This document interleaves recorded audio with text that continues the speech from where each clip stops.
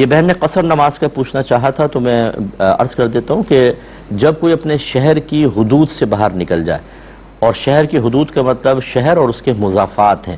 مضافات کا مطلب شہر کی بعض اوقات باؤنڈری کے بعد یا اس کی حد کے بعد تھوڑے قریب گوٹھ ہوتے ہیں، گاؤں ہوتے ہیں، یا کوئی عیدگاہ وغیرہ ہوتی ہے، ان سب سے باہر نکل جائے آدمی،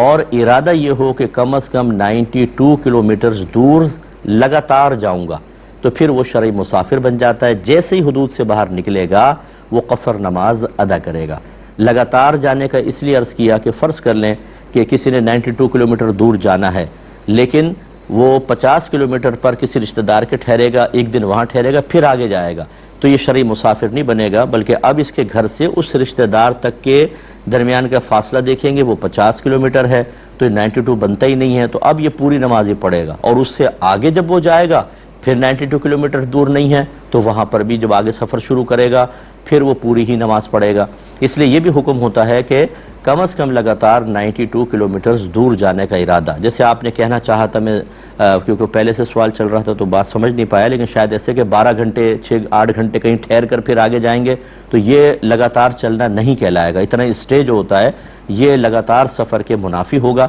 اب یہ دیکھیں، اگر فرض کر لیں کہ کوئی جا رہا ہے 200 کلومیٹر، 50 کلومیٹر پہ ٹھہرا